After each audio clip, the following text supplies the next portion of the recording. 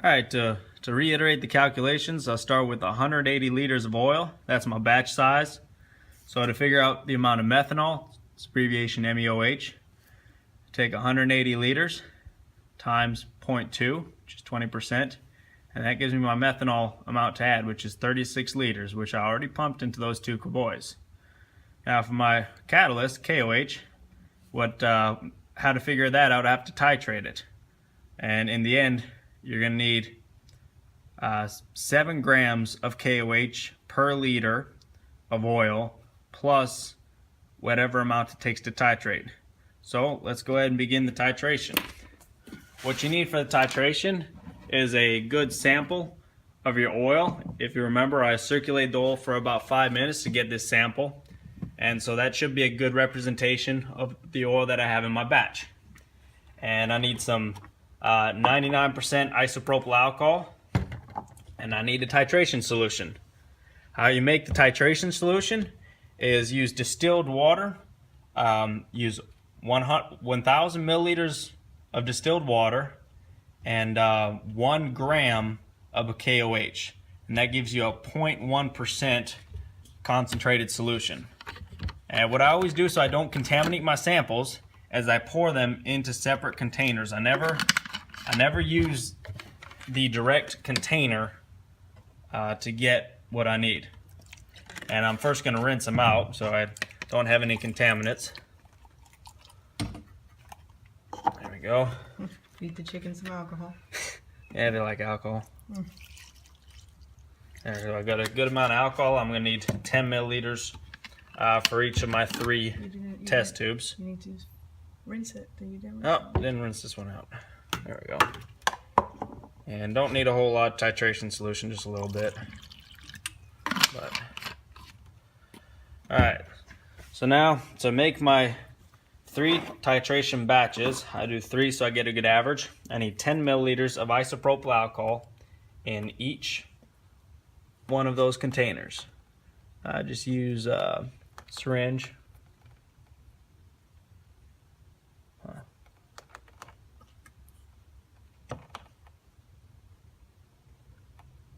It's only a 6 milliliter syringe.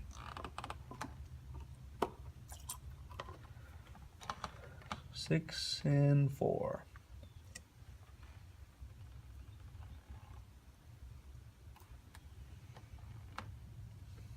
There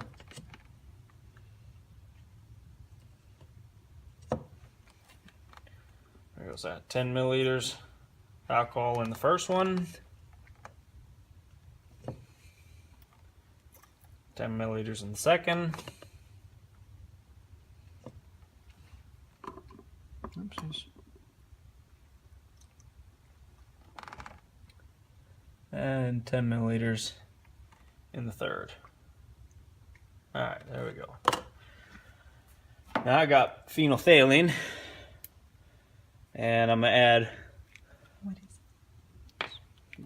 I'm gonna add 4 or 5 drops of phenolphthalein solution to each of these. And that's what makes it turn color for your titration. Alright, mix that up a little bit. And now I'm going to add a little bit of titration solution to each to blank the solution, to turn it neutral, in case that isopropyl alcohol gets a little acidic over time. So I'm mixing this up, and I'm just going to drop little drops in. Yep, you see it start to turn pink? There we go. It's neutral, it's blanked. That only took 2 drops. 1, 2, 3. It's pinkish. I'll call that one blank. You see where it starts to turn pink right as the drops hit it? Anyway, it barely turns pink. I call that good enough to blank it. You want to keep track of how many drops it takes to blank the solution. Let me say about 3. Once it starts to take a whole lot of drops to blank the solution, you want to change your alcohol. Alcohol will get acidic over time, and that'll throw off your titration. So if it starts to take like 10 drops to blank the solution, just change your alcohol. Alright, now I want to add 1 milliliter of oil to each one of those. So take a little dropper. The amount of alcohol at 10 milliliters was not overly critical, but the amount of oil is very critical. So I have a precise dropper here. Get me right at 1 milliliter.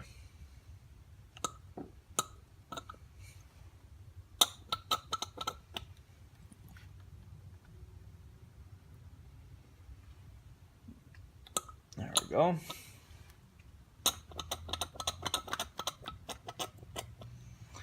Alright, now I want to mix that up real good. Helps to have little containers with caps so we can get it good and mixed up without making a mess. Alright. You see it kind of turn white and soapy like. That tells me it's all mixed up.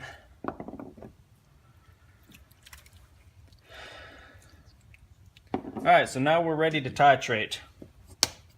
I'm just going to open one at a time so I don't spill them. And for my titration solution, you have to keep track of how many milliliters you add, because that's what we're trying to find out from titration. How many milliliters of titration solution I have to add to make this solution turn pink. So the syringe I'm using is a 1 milliliter syringe. It's got very small markings. See, it's still not turning pink yet. That was 1 milliliter.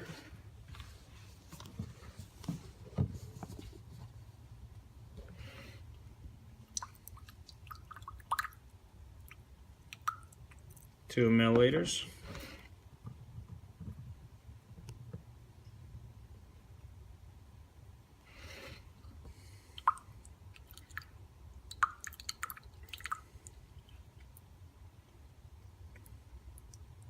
Three milliliters.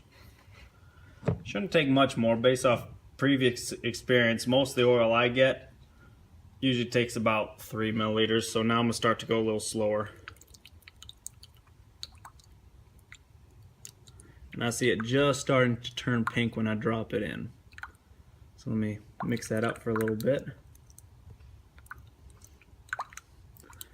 Yep, I'm gonna call that one pink. See, it's clearly a pinker color than what it started. And I have added 3.3 milliliters to this one. Just to make sure, I'm gonna add another little bit. Yeah, this definitely turned pink. So that one I'd call 3.3 milliliters. You just repeat this 3 times. And you just repeat that 3 times, and then I'll take my average. Alright, I've now added titration solution to these 3 vials until they turn pink. It took 3.3 milliliters for the first, 3.1, and 3.2. So I averaged those, and my average titration was 3.2 milliliters. So, time to figure out how much catalyst we need to add. There's the equation. You got 180 liters of oil times 7 grams of KOH, and that's going to be your catalyst. That you always need to add at least 7 grams per liter of oil, plus the titration amount, 3.2 grams of KOH. And that 3.2, all that extra KOH does is it neutralizes the fatty acids in the oil. So you got 7 grams of catalyst and 3.2 grams to neutralize for each liter of oil. So you got to figure it again. We got 180 liters times 7 plus 3.2, 10.2 grams of KOH.